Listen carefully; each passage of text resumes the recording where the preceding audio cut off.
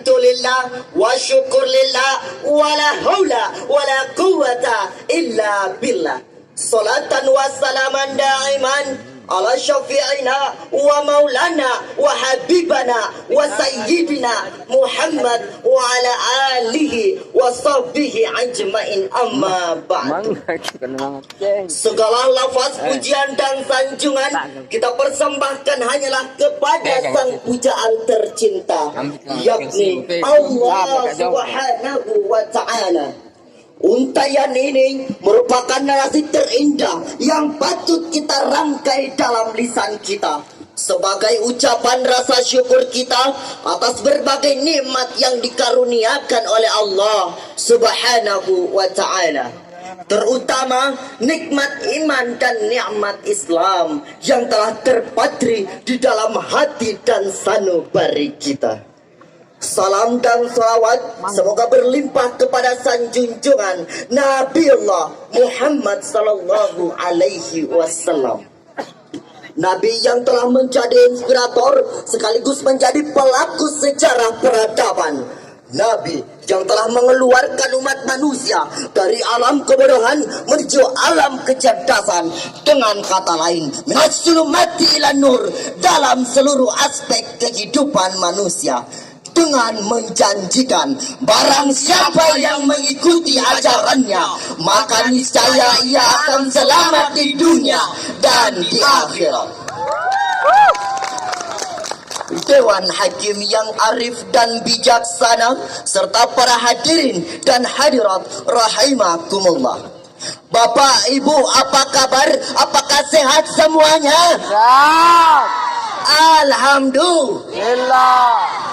Pada kesempatan yang berbahagia ini, izinkanlah kami untuk mengangkat sebuah judul syarahan, yakni implementasi moderasi beragama dalam seluruh sendi kehidupan. Sebagai rujukan pada syarahan kali ini, marilah sama-sama kita mendengarkan lantunan ayat suci Al-Quran dalam surah Al-Hujurat ayat 13 yang berbunyi, A'udzu billahi minasy syaithanir rajim.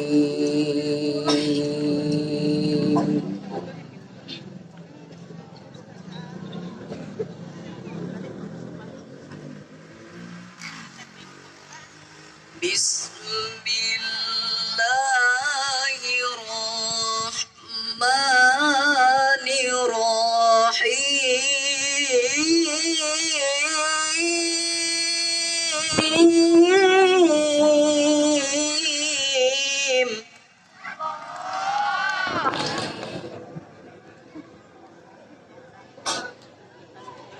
Ya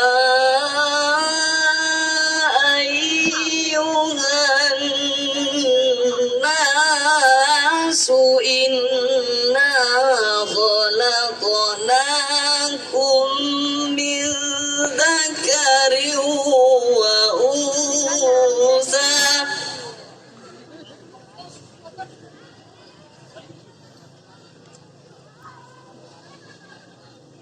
wa ja'alnakum syu'uban wa qabaila lita'arafu.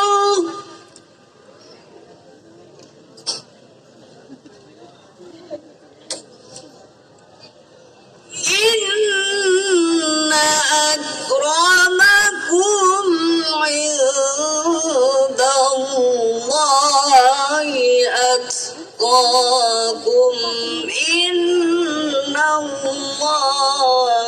'alimun khabir.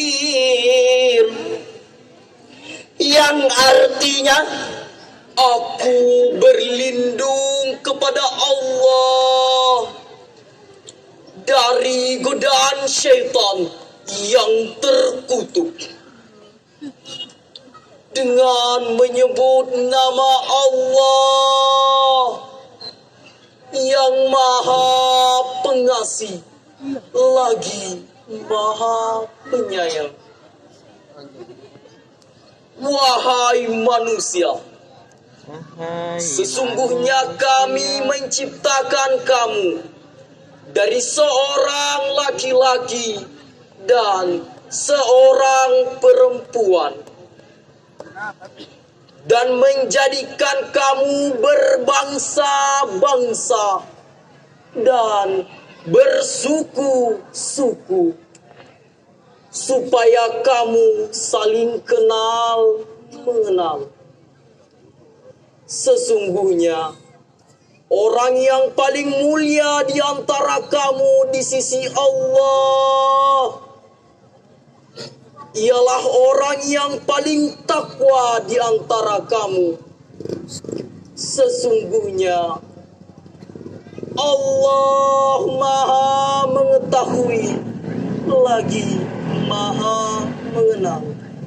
Salah satu riwayat yang menjelaskan asbabun nuzul dari ayat tersebut dikemukakan oleh Syekh Imam Al-Qurtubi dalam sebuah tafsir Al-Qurtubi, terjemahan dari Al-Jami' li Ahkam Al-Quran, diterjemahkan oleh Ahmad Khatib pada tahun 2009, terletak pada halaman 101 dan 102, bahwa Ibnu Abbas berkata, pada saat penaklukan kota Mekah, saat itu Bilal diperintahkan oleh Rasulullah untuk naik ke atas Ka'bah, kemudian mengumandangkan azan. Atta bin Usaid bin Abi Al-Is berkata, segala puji bagi Allah yang telah mengambil ayahku sehingga ia tidak dapat melihat hari ini. Al-Haris bin Hisham mengatakan, Muhammad tidak menemukan muadzin lain selain dari gagak hitam ini. Lalu kabar pun sampai kepada Rasulullah, dan Rasul pun memanggil mereka seraya bertanya, apa yang kalian katakan? Lalu mereka mengakui perkataannya. Kemudian Allah menurunkan ayat ini guna melarang mereka dari membangga-banggakan garis keturunan dan banyak harta, serta menghina orang-orang yang miskin. Sebab yang menjadi ukuran adalah ketakwaan. Makna dari ayat ini adalah manusia berasal dari Adam dan Hawa. Sesungguhnya kemuliaan itu karena ketakwaan. Dewan Hakim yang terhormat serta para hadirin dan hadirat rahimakumullah, makna yang terkandung dalam Al-Quran surah Al-Hujurat ayat 13 menjelaskan bahwa manusia memang berbeda-beda, baik dari segi agama, suku, ras maupun kebangsaan, karena mereka memiliki nazab yang berbeda pula seiring dengan berjalannya waktu dan bertambahnya anak dan cucu Adam. Namun hadirin, perbedaan ini bukan menjadi penyebab terjadinya jurang pemisah. Namun dengan perbedaan ini diharapkan untuk dapat saling kenal dan mengenal, sehingga yang jauh bisa dekat dan yang dekat bisa semakin merapat dan mempererat tali persaudaraan. Perbedaan dan keberagaman memang dapat memicu terjadinya konflik apabila tidak dikelola dengan baik dan bijak. Namun hadirin, perbedaan ini juga dapat menjadi sebuah rahmat dan sebuah potensi untuk dapat saling bercurah kasih dan sayang antara yang satu dengan yang lainnya, bersatu padu membangun kejayaan peradaban manusia. Intinya adalah bagaimana cara kita untuk dapat mengelola dan mengatur perbedaan ini sehingga menjadi sebuah potensi yang baik. Dewan Hakim yang arif dan bijaksana serta para hadirin dan hadirat rahimakumullah, pemahaman dan penerapan ajaran Islam kafah seharusnya menjadi sebuah ajaran Islam ini secara sepotong-sepotong atau separuhnya saja, hingga akhirnya menimbulkan ekstremis dan radikal. Maka dari itu Islam menawarkan satu solusi terbaik, yakni konsep moderasi beragama. Lantas apa itu konsep moderasi beragama? Konsep moderasi beragama adalah cara pandang, cara pikir, cara sikap dari konsep moderasi beragama. Dengan cara para hadirin dan hadirat rahimakumullah, Oleh karena itu, untuk mengantisipasi berkembangnya lebih luas pengaruh ekstrim kiri dan kanan, pemerintah melalui Kementerian Agama dan berbagai ormas Islam mengkampanyekan moderasi beragama. Harapannya adalah agar umat Islam di Indonesia dapat memahami ajaran Islam ini secara kafah atau secara utuh, yang akhirnya melahirkan sikap dan perilaku yang toleran. Toleran dalam artian lemah lembut, tidak kasar dan senang memaafkan, sebagaimana firman Allah dalam surah Ali Imran ayat 159 yang berbunyi, فبما رحمة من الله لنت لهم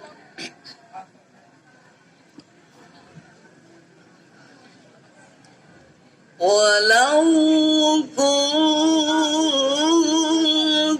فظا غليظ القلب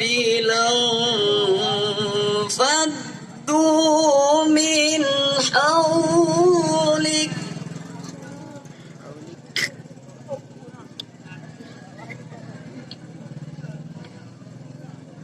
فاعف عنهم واستغفر لهم وشاورهم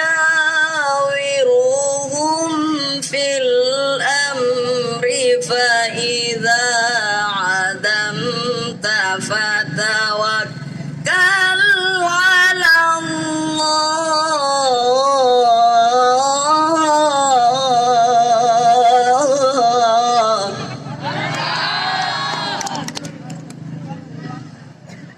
Inna Allah yuhibbul mutawakkilin. Sadaqallahul azim. yang artinya Maka disebabkan rahmat dari Allah lah kamu berlaku lemah lembut terhadap mereka. Sekiranya kamu bersifat keras lagi berhati kasar, tentulah mereka menjauhkan diri dari sekeliling. Karena itu, maafkanlah mereka. Mohonkanlah ampun bagi mereka dan bermusyawarahlah dengan mereka dalam urusan itu. Kemudian apabila kamu telah membulatkan tekad, maka bertawakallah kepada Allah. Sesungguhnya Allah menyukai orang-orang yang bertawakal kepadanya. Maha benar firman-Mu ya Allah.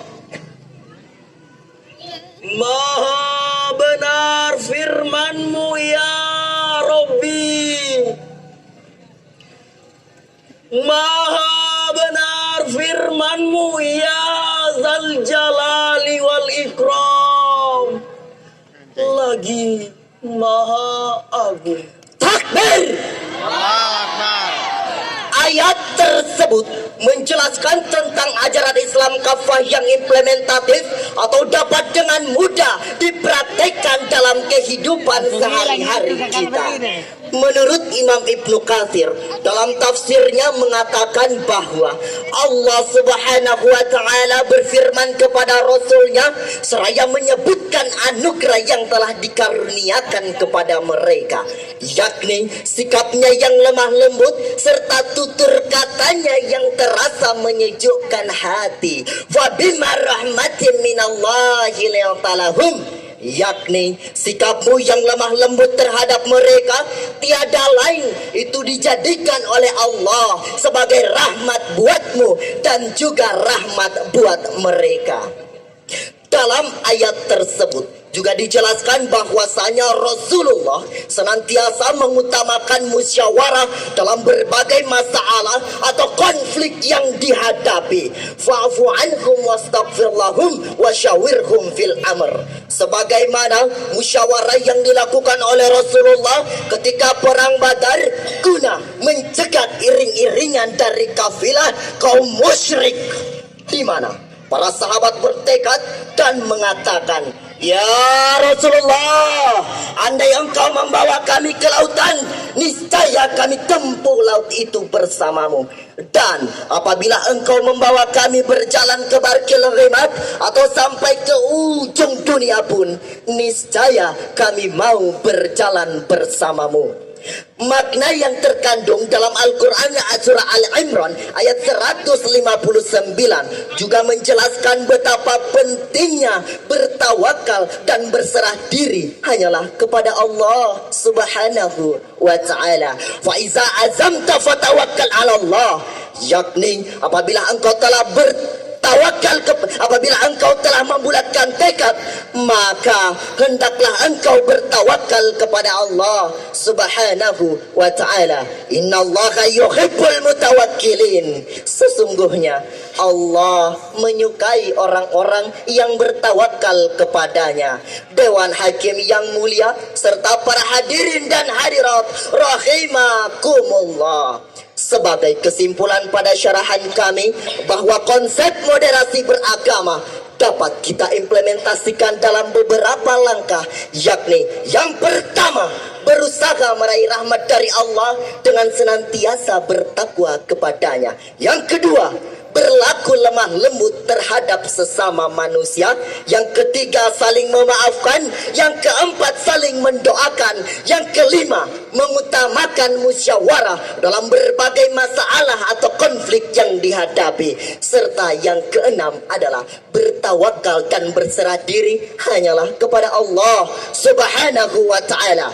Pada akhirnya, dengan senantiasa mengamalkan keenam poin tersebut, maka insya Allah kita akan menjadi manusia yang paripurna, penebar kasih dan sayang. Penebar kasih dan sayang dalam keluarga, lingkungan sekitar, bahkan seluruh alam semesta.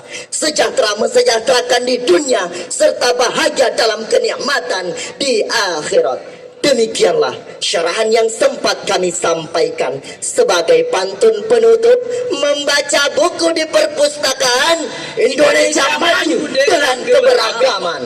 Pohon dadak di tepi laman, mohon maaf atas segala kekhilafan.